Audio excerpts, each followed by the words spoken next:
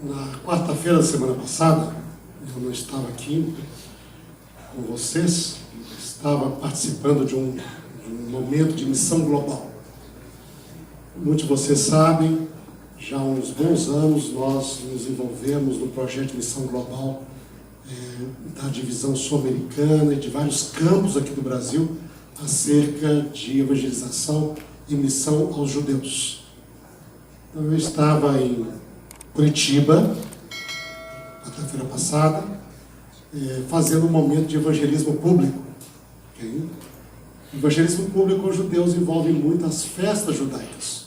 Como nós usamos a Semana Santa para fazer evangelização, Natal, também a época do Natal, para poder aproximar das pessoas, para aqueles que trabalham no contexto de evangelização aos judeus, principais momentos do ano para esse tipo de atividade são as festas judaicas. Você tem o calendário judaico de festas, principalmente a Páscoa, não é?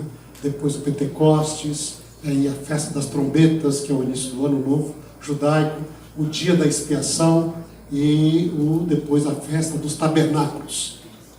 Essas são as principais festas. Depois você tem, além disso, você tem também a festa de Hanukkah, que é a inauguração, que é o final do ano, mais ou menos para a época do Natal, e a festa de Purim, que celebra a libertação na época da Rainha Esther. Então, com esse quadro aí, praticamente você cobre todas as festas. E, portanto, nós temos muitas atividades desse tipo de evangelismo público. E semana passada, quarta-feira, era o dia da expiação. Começou na terça-noite, com o pôr do sol, e depois foi durante todo o dia.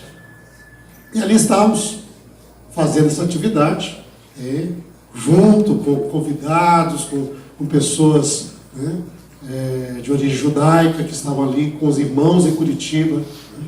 10 dias antes eu estive em Montevidéu, participando da festa das trombetas lá em Montevidéu, no Uruguai. E nós assim vamos nos envolvendo. Esse é um trabalho que a gente faz, é interessante, não é?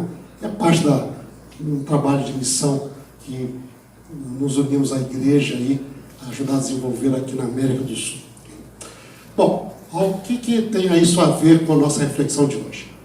É que no meio hoje, no meio judaico, você não faz. O dia da expiação, evidentemente você não tem um templo, você não tem todo o ritual de Levítico 16 sendo efetivado, com sacrifício de animais, escolha do bode, etc. O que os judeus fazem durante a festa, e maior parte das festas, é ler a história bíblica e outras passagens bíblicas que eles consideram associados, e aí então relembram dessas verdades bíblicas. Basicamente você faz orações, confissão, etc. Mas você não tem sacrifício, nem entrada no lugar santíssimo, porque não existe o santuário. Então você lê. No dia da expiação de manhã, você lê Levíticos 16, que é a principal passagem. E aí é interessante porque dentro da tradição judaica, dos documentos judaicos, você tem uma descrição dos detalhes do dia da expiação no templo, bem detalhado.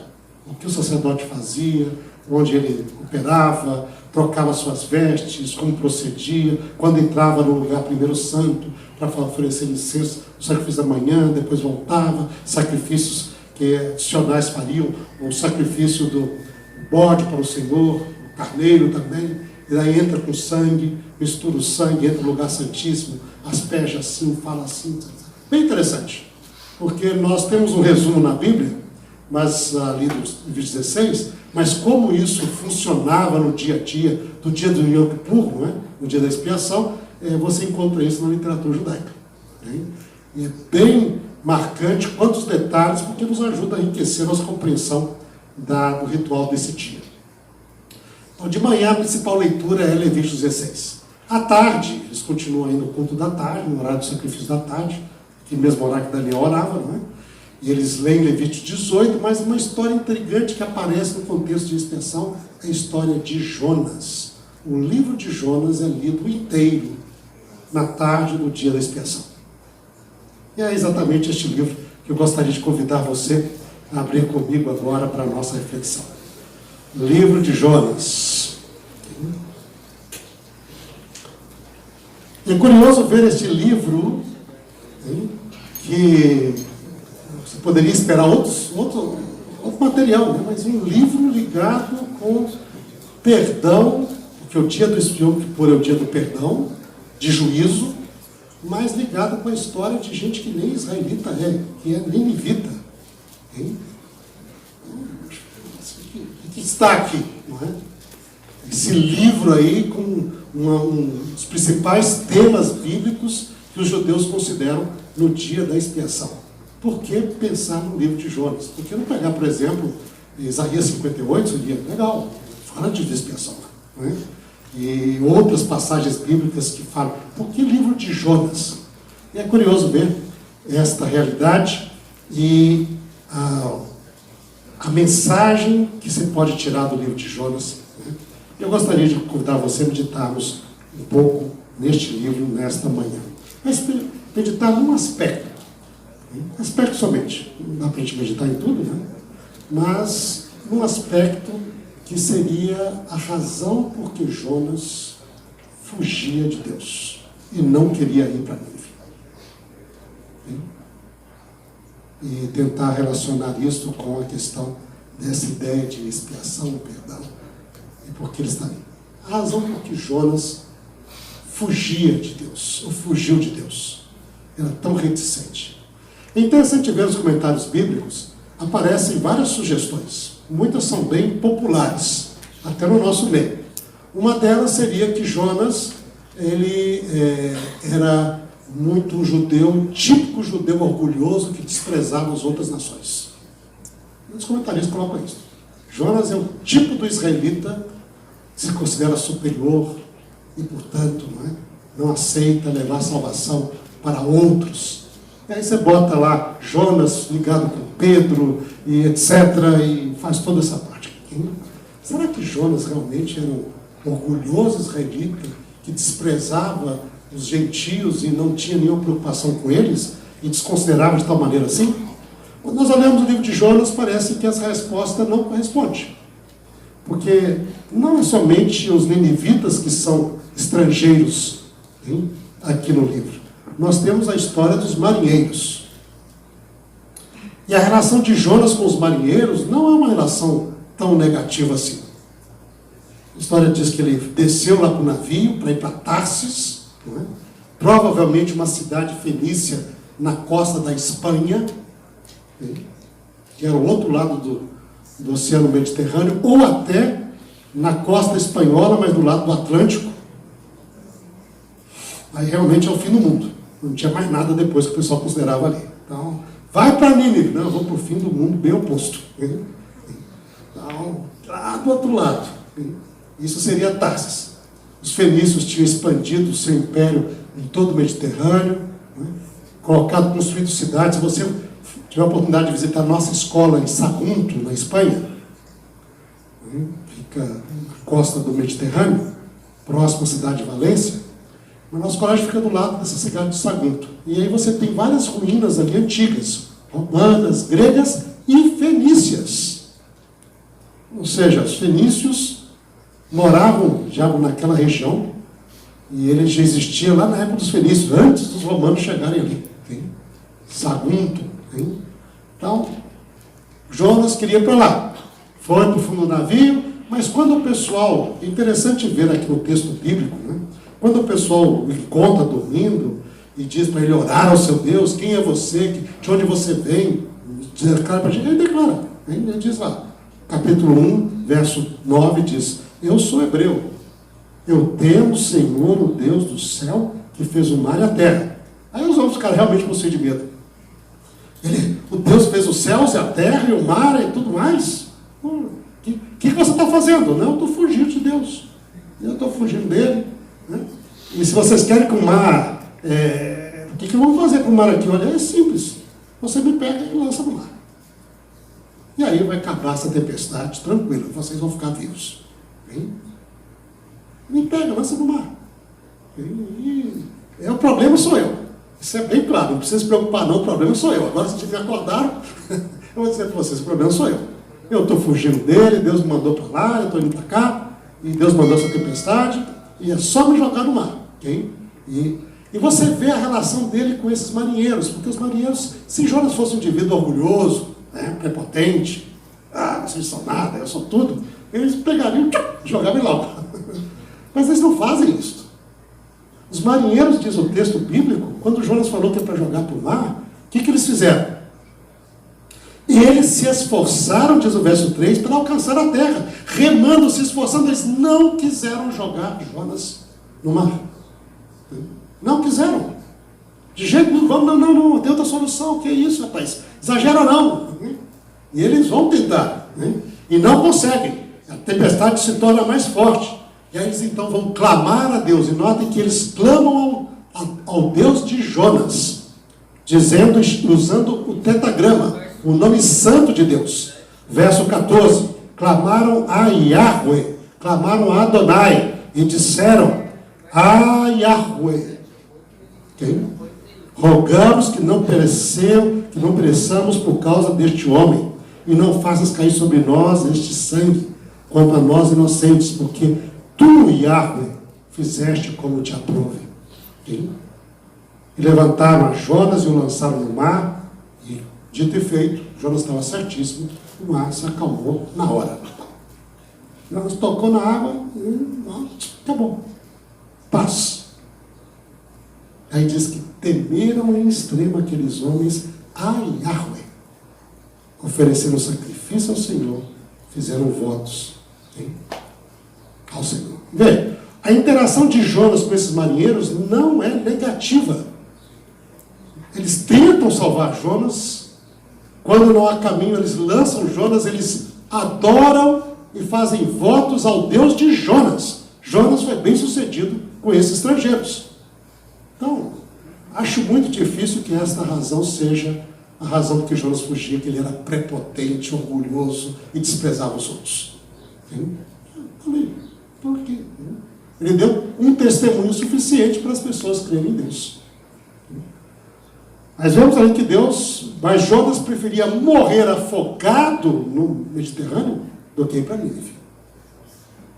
Ele fugia, já que você não quer me deixar fugir, eu vou morrer afogado. E você está no mar, numa tempestade, não é fácil não. Eu estive nesse Mediterrâneo uma vez, gravando programas aí para a divisão, e o mar ficou agitado, não era tempestade, então eu imaginei como se fosse tempestade. Como seria? Um barquinho, que deve ser muito maior do que o de Jonas na época, não, mas talvez acho que um pouco maior ainda. Mas o mar estava agitado e as ondas vinham e o barquinho subia, caía, as ondas passavam por cima do barco e a gente lá dentro, com tudo fechado, e sobe, e desce, pum, e sobe, e desce, pum, e joga para lá, e joga para cá, e as ondas passam por cima e passam para o outro lado, e os marinheiros lá tranquilos, e nós só tentando sobreviver, como poderia, né? O que estava dentro do estômago já saiu tudo, eu estava tentando encontrar coisa para sair. Lá, passando mal danado, assim, nossa, isso daqui é um mar agitado só. Não é um mar em tempestade. Imagina a tempestade onde os marinheiros tiveram medo que o barco ia ser destruído. Totalmente. Marinheiros experientes. Eles temendo. Os nossos marinheiros temendo nada, dão risada da gente. Isso aqui é tranquilo, que isso? É só um marginho meio agitado aqui. E a gente lá mal. Jonas, você imagina, você está ali, Jonas, pessoal, que vou sair nadando aqui, vou chegar. Os caras não conseguiram chegar à terra de barco. Jonas sabia que se ele caindo na água, o que ia acontecer com ele? Ele iria afogar. Eu prefiro morrer, mas a Nínive eu não vou. E eu vou. Bom, essa é uma das razões que muita gente dá, eu creio que ela é pouco provável, biblicamente falando. Outra razão, o pessoal enfatiza bastante o finalzinho do capítulo 3 e o início do capítulo 4. Okay? Diz lá, Jonas no final foi, Deus não deixou ele fugir, Deus não deixou ele afogar, Deus mandou o peixe está lá e o peixe levou ele até a margem lá que levava mais próximo a Nínive, então ele não pode fugir, não pode morrer, ele tem de pregar, e Jonas foi e falou assim, bom, então não tem jeito, não, tem que pregar mesmo. Aí foi lá e pregou. Não creio que ele pregou tão entusiasmado assim. pelo que nós vemos no texto aqui. Mas ele teve um resultado tremendo, porque toda a cidade acreditou, o rei, os homens, as mulheres e todo mundo de Nínive, 120 mil pessoas, e até os animais entraram no jejum pedindo perdão a Deus. Então, campanha evangelística, tremendo sucesso. Tremendo sucesso. Todo mundo acreditou em Jonas. E daí confessaram seus pecados, aí vem então, finalzinho capítulo 3 diz, viu Deus o que fizeram, como se converteram no seu mau caminho, e Deus se arrependeu do mal que tinha dito que lhes faria, e não o fez. Nisso capítulo 4, com isso desgostou-se Jonas extremamente e ficou irado. Senhor, como pode isso? Ficou irado. Okay? Irado aqui, quando fala aqui, Deus pergunta, é justa essa tua ira? Primeira vez ele não respondeu. Respondeu nada. Deus falou, é justa a ira? Nada. Aí depois, mais adiante, Deus manda lá a plantinha, Jonas lá na calma, na sombra, oh que beleza, bênção de Deus, vamos ver se realmente a cidade vai ser destruída ou não, não é? Que negócio é esse? Será que Deus muda, destrói, e daí Deus destrói a planta numa cidade, e Jonas fica irado de novo, não é? A ira total, Deus pergunta, é justa a tua ira? Ele responde, é justa até a morte. É justa até a morte. Estou irado, melhor morrer do que isso daqui. Hein? Segunda razão que vários comentaristas propõem, Jonas não queria pregar em Nínive porque ficou irado, porque Deus não cumpriu o que ele tinha predito e Jonas seria considerado um falso profeta. E aí então, o orgulho do profeta Jonas não podia aguentar isso. Que é isso? Se eu vou predizer alguma coisa e a coisa não cumpre, então eu sou um falso profeta. E aí eu vou acabar minha carreira, não é? E por isso eu estou irado. Não é? Bom, será que é isso mesmo? Jonas não estava pensando muito no futuro dele, não. Porque primeiro ele me joga no mar. Quer dizer, eu vou morrer afogado. E a pessoa estaria tão preocupada com o futuro dele como profeta, se o cara vai morrer no dia seguinte, naquela hora. Okay? Ele está irado até a morte. Ele diz, é justo até a morte. Prefiro não viver do que isso aqui. Okay? Irado até... Será que é isto? Okay? Será que realmente Jonas era um profeta tão orgulhoso com suas credenciais proféticas para preferir a morte em vez de pregar para Nínive ou aceitar o arrependimento de Nínive? Okay? Eu creio que essa também não é bem a proposta, não somente pelas condições que dissemos aqui, mas porque Jonas, o próprio Jonas, explicou por que ele fugiu e por que ele não queria pregar para Nínive. Então, não somente a questão, mas o próprio Jonas dá a resposta. E é interessante nós lermos o texto bíblico e ver a razão por que Jonas disse, não quero pregar em Nínive. Melhor a morte do que isto. Isso se encontra no capítulo 4, verso 2. Jonas explica. Diz lá, ele ficou, olhou que Deus não destruiu Nínive, Nínive se arrependeu, e aí ele ficou extremamente irado. E disse, 4, 2, e orou ao Senhor, a Yahweh, e disse, Yahweh, não foi isto que eu disse estando ainda na minha terra? Isso que aconteceu agora, eu falei quando eu estava lá na minha terra, antes de sair para fugir para Tarsis. Não foi isso que eu disse? Por isso me adiantei fugindo para Tarsis. Esta é a razão. Qual é a razão? O que ele disse?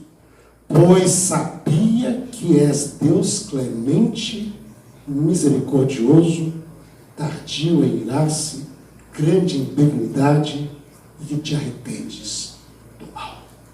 Esse é o teu problema, Deus. É difícil de aguentar isso. É difícil de lidar com Deus tão misericordioso. A razão por que Jonas fugiu é porque ele conhecia muito bem o seu Deus. E diz: eu estava na minha terra, o Senhor me mandou para Nínive, com a mensagem: 40 dias Nínive será subvertida, será destruída. E eu sabia, Senhor, que não era isso que o Senhor queria de verdade. O Senhor está me mandando para cá, porque o Senhor é um Deus clemente, misericordioso, compassivo, longânimo. É um Deus que ama se arrepender do mal. Ama. Senhor ama isso. Esse é o problema, Deus. É interessante ver aqui que Jonas, nesta passagem, ele se refere à experiência de Israel com Deus, que fundamentou essa perspectiva entre os filhos de Israel que conheciam o Senhor. A lista das características de Deus, elas são mencionadas e aparecem lá em Êxodo capítulo 34, versos 6 a 7, quando Deus apareceu a Moisés. Lembra o bezerro do ouro? Deus ia destruir Israel, Moisés intercede por Israel, o Senhor perdoa Israel, e Moisés pede para Deus mostrar a sua glória. Deus o leva ao Monte Sinai, coloca ali na fenda da rocha, bota a sua mão, e o Senhor passa diante de Moisés e proclama o nome do Senhor. E diz lá, 34, 6 e 7, diz assim: quem? Passando Yahvé diante dele, clamou: Yahvé, Yahvé, Deus compassivo, clemente e longânimo, grande em misericórdia e em fidelidade, que guarda a misericórdia em 1000 gerações, que perdoa a iniquidade, a transgressão, o pecado, ainda que não inocente o culpado, e visita a iniquidade dos pais nos filhos até a 3ª e 4ª geração. É interessante como Jonas cita esse texto, porque ele não cita a parte final do texto, ele só cita o início. Deus clemente, misericordioso, compassivo, clemente, né? Longânimo, que perdoa, mas a questão de... Ele para por aí. Isso é um resumo. Hein? Dizendo: Senhor, esse é o seu problema. Ele podia dizer: Senhor, o Senhor também não é um Deus justo, que pune o culpado, tem de punir os ninivitas. Né? Mas ele não, ele diz: Senhor, isso não é assim. Em vez de colocar essa parte do Deus que pune o culpado, ele adiciona um outro aspecto que não está nessa declaração divina, mas que está no texto divino. E ele acrescenta como uma característica de Deus. Vejam que anteriormente, no capítulo de número 32, em Êxodo, nós temos a história de Moisés intercedendo pelo povo, para que Deus não o destruísse por causa do pecado do bezerro de ouro. Moisés disse: Senhor, risca no nome da vida. Não vou riscar só quem pecar contra mim. Senhor, perdoa, Senhor, não destrói esse povo. Não é?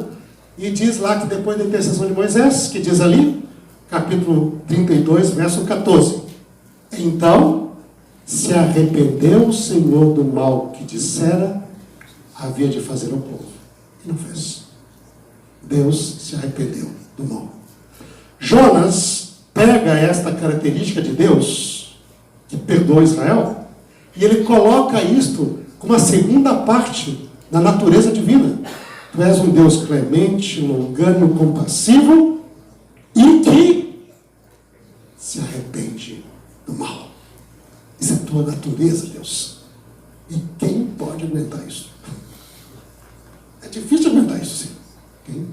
Essa natureza de Deus parece ter sido bem aprendida ou desenvolvida entre os fiéis do povo de Israel. Vejam, por exemplo, no livro de Joel,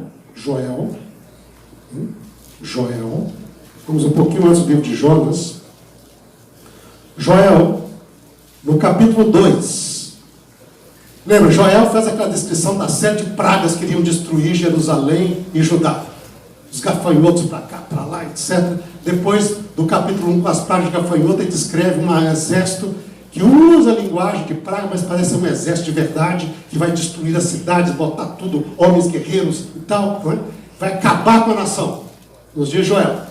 E aí então, depois de descrever isso, de tocar a trombeta de Sião, que o Senhor está vindo para destruir, ele então faz uma exortação que vem da parte de Deus e um reforço da parte de Joel.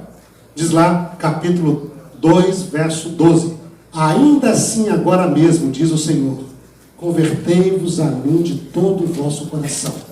E isso com jejuns, com choro e com pranto. Rasgai o vosso coração, e não as vossas vestes, e convertei-vos ao Senhor vosso Deus.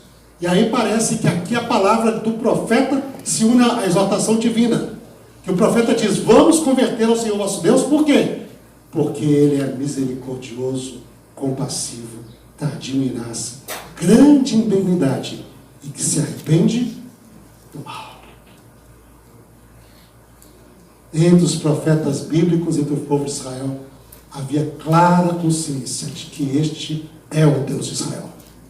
Um Deus compassivo, longânimo, misericordioso,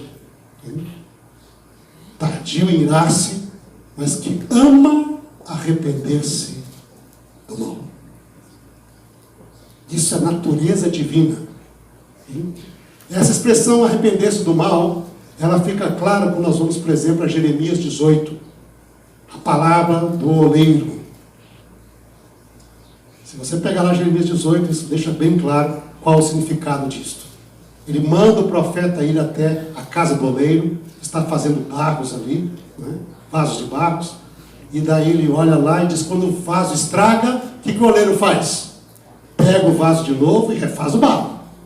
E Deus dá a mensagem através de Jeremias, não sois vós assim, ó casa de Israel, nas minhas mãos, como barro nas mãos do oleiro, assim sois vós nas minhas mãos. E aí explica, quando eu falar acerca de uma nação, para destruir, para arrasar, para acabar com ela, mandei o profeta, a mensagem é, vou destruir vocês. Se esta nação se arrepender do mal contra o qual eu falei, eu também me arrependerei do mal que havia dito fazer e não farei. Deus é o Deus que ama arrepender-se do mal. Ou seja, Deus está para julgar o ser humano, está para trazer juízo sobre o ser humano, e ainda assim Ele tenta até o último momento chamar o ser humano de volta a si, chamá-lo a converter-se. Se o ser humano aceitar, se o ser humano se arrepender, se o ser humano voltar-se para o Senhor arrependido, Deus vai destruir essa pessoa? Não, de jeito nenhum. Por quê? O aviso profético é um dos últimos recursos de um apelo de Deus para que a humanidade se arrependa e não seja destruída. Porque Deus não tem prazer na morte do ímpio, mas antes que o ímpio se converta e viva. Convertei-vos, porque é a vez de morrer. Isso bem claro. É isso aí. Arrepender-se do mal é uma natureza divina. Ele luta até o último momento, através dos seus mensageiros, através de todos os meios, para salvar o pecador perdido e não destruí-lo, se possível. Evidentemente, se o indivíduo não aceita, Deus faz juízo, mas não é com prazer, não é de boa vontade, porque a natureza de Deus é salvar e não destruir. E esta é a natureza divina. Tudo bem. Para judeus que moravam em Jerusalém, maravilha, livro de Joel. Mas o problema é ninivitas. Peraí, Senhor, calma aí. Senhor, para um pecador que nem os marinheiros, tudo bem, são pagãos, idólatras. Senhor, ok. Para alguns vizinhos nossos, ok. Mas ninivita. E aí é muito interessante a história de Jonas. É fácil nós entendermos a natureza de Deus quando se trata de pessoas comuns. Muito difícil quando se trata de terríveis criminosos, que provavelmente te maltrataram e fizeram mal a você. Ninivitas, lembra que é Nínive? Ninivitas, nós estamos agora no período do Império Neo-Assírio. O Império Neo-Assírio, que surgiu em 911, começou a ressurgir de novo como império. Já 4 reis assírios, ou 5 reis, haviam passado até a data de Jonas. Né? Um deles teve guerra com 2 reis de Israel. Salmanaser III lutou contra Acabe e depois lutou contra Jeú. Essa está nos registros históricos. Ele diz que venceu Acabe mais os outros 11 reis que estavam junto com ele. Está no registro histórico lá. Acabe mandou 2.000 carros, 10.000 soldados. E o outro lá, o rei de Arã, de Damasco, levou 1.400 carros, 20.000 soldados. E houve uma batalha mais ou menos de uma tropa entre eles de 60 a 70.000 soldados de cada lado. E Salmanaser diz que ele venceu e Acabe teve de submeter a ele. Alguns questionam quão vitorioso foi isso mesmo. Mas um quadro bem claro, mas os obeliscos mais interessantes que tem, você tem Salmanaser em pé e Jeú, que acabou com a casa de Acabe. Lembra? Jeú foi aquele que matou Jezabel, etc. Bom, não sei o senhor. Jeú aparece se curvando diante de Salmanaser, pagando tributo a Salmanaser. Ele diz, esse é Jeú, rei de Israel. Vocês lembram os ninivitas, principalmente a parte de seção do neo-assírio, que vai desde 900 até o período de 600, não é? E que teve muita interação com Israel. Este é conhecido como um dos impérios mais violentos da história da humanidade. O Império Assírio, juntamente com os romanos, desenvolveram-se e aprimoraram a arte da tortura e do terror. O Império Assírio mantinha o seu domínio sobre as pessoas usando o terror como instrumento. Os romanos desenvolveram a crucifixão. Os assírios desenvolveram o empalamento. Pegava a pessoa e enfiava uma estaca através do corpo da pessoa e deixava a pessoa morrer ali. Isto era os assírios. Rebelou contra a gente, empalamento. Ou era muito comum arrancar a pele da pessoa todinha, deixar-lhe carne viva, de pendurar a pele como troféu e deixar a pessoa morrer sangrando ali uma parte. Ou era comum também construir uma parede e colocar pessoas vivas dentro da parede e tampar. E deixar a pessoa morrer lá dentro da parede, né, como punição. E aí se punia guerreiros, cidades rebeldes, mulheres e crianças, de tal maneira que o negócio era tão violento que qualquer inimigo assírio pensaria 2 vezes antes de entrar em algum problema com eles. Salvar pecador, ok. Salvar terrorista, violento, criminoso, Senhor, tentando agora imaginar Jonas aqui. Israel já tinha tido seus afrontamentos com o Império Neo-Assírio. Não o Império Assírio, né, nesse período aí. Senhor, era tempo o Senhor acabar com essa nação mesmo, né? Tá tarde. O Senhor devia ter acabado já faz tempo. Agora que finalmente eles chegam ao limite da graça, e o Senhor vai acabar com eles, finalmente, Senhor. Finalmente, né? Finalmente. O Senhor me manda lá para tentar salvar. Essa é graça demais. Salvar um criminoso que pode ter executado muito em Israel, que pode ter matado muita gente nas nações ao redor, que era conhecido como um dos mais violentos, do terror que eles implantavam. Senhor, estava mais que na hora que é de acabar com eles. É fácil salvar pecador. É difícil aceitar a graça para criminosos, especialmente aqueles que fizeram algum mal para você. Que podem ter executado família, conhecido, amigos, ter destruído, ter acabado. E ainda, veja a situação de Jonas. Ele vai salvar um bando de criminosos terríveis, que deveriam, por justiça, desaparecer da história humana, para, dentro de poucas décadas, estes descendentes destes criminosos acabarem com a sua nação. Levar a nação para acabar com o seu país, matar milhares e milhares de pessoas, deportar a sua nação, o seu povo, para nunca mais aparecer na história da humanidade. Situação. Senhor, amor ao inimigo, grande inimigo. O livro de Jonas, no Antigo Testamento, é um exemplo grande daquilo que Jesus ensina no Novo Testamento. Porque Jesus estava em um tema muito semelhante, em contextos muito semelhantes a Jonas. Vivia sob o segundo império mais violento da história da humanidade, o Império Romano. Vivia embaixo da opressão romana e da injustiça romana em todos os aspectos. E estes romanos, em breve, destruiriam o seu povo e a sua nação. E acabariam com eles, para não existir mais santuário, para não existir mais o povo, para não existir mais a nação por muito e muito tempo. Jesus sabia disso. Ele diz, quando vier a abominação desoladora, assim é chamada a Bíblia nos Romanos, a abominação desoladora, e tiverem voz de Jerusalém, vocês fujam, porque o negócio vai ficar feio.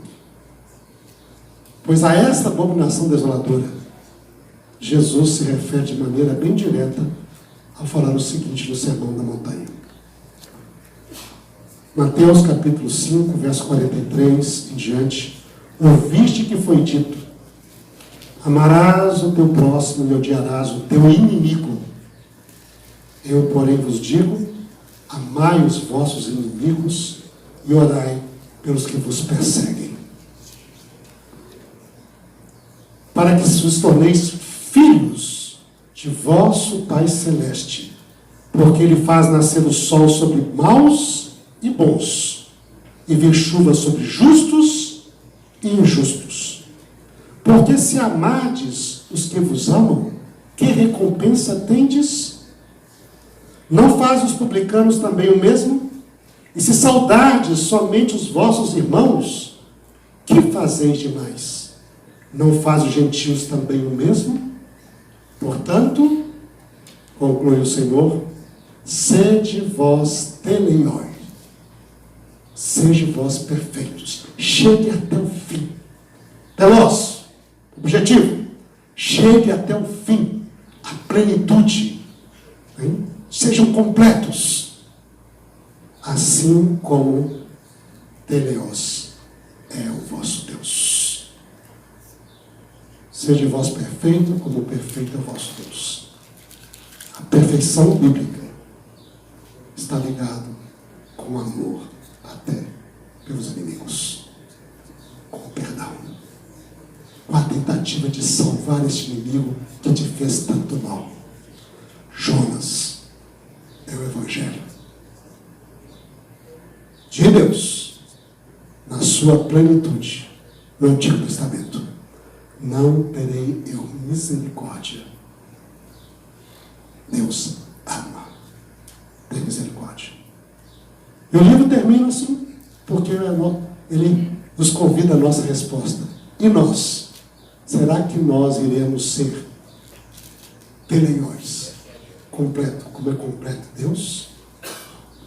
Teremos o mesmo amor que Deus tem pelo ser humano, e isso envolvendo até o inimigo que nos fez mal? No dia da expiação, a história de Jonas nos lembra que o grande modelo do perdão é Deus, que nos convida a imitá-lo na nossa vida particular. Que Deus abençoe a cada um de nós, nos dê um bom dia. Levantemos para a oração.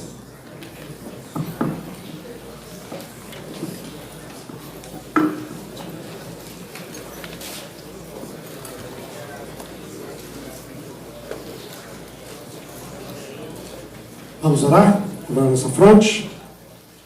O eterno nosso Deus, bondoso Pai que estás nos céus, Tu nos convida, Senhor, a imitarmos a Ti, que é o nosso modelo perfeito. E que realmente busquemos essa perfeição, Senhor, que é a perfeição do amor no coração, um amor pleno, que pode se estender até os nossos inimigos. E tentar, em vez de vingar-nos, Senhor, fazer mal a cada um deles, buscar salvá-los, levá-los a Ti e fazer ter nossos inimigos, nossos irmãos. Senhor Santo, Nós não podemos fazer isto por nossas próprias forças. Isto vai muito além do ser humano, porque isso só pode ser feito pelo Teu Espírito no nosso coração, reproduzindo o Teu caráter e o Teu amor infinito. Que isso seja realidade na nossa vida, Senhor. Que nos abençoe, nos ajude, esteja também abençoando e guardando a todos os nossos queridos que aqui representamos. Muitos deles estão distantes, Senhor. Que a Tua mão protetora e a Tua guarda estejam sobre eles de forma muito especial. Abençoe cada aluno, cada aluna aqui, Senhor, os seus desafios do dia a dia, dos estudos, em todos os aspectos de sua vida. Que eles possam sentir a Tua mão e a Tua bênção sobre eles também. E sobre toda a nossa FATE, todo o nosso colégio, enfim, Senhor, que realmente possamos ser Teus representantes, demonstrando ao mundo a graça que nos tem concedido de forma tão abundante. Pedimos isso, Senhor, e confiamos na Tua presença e proteção, nos separamos agora. Por Cristo pedimos e agradecemos tudo.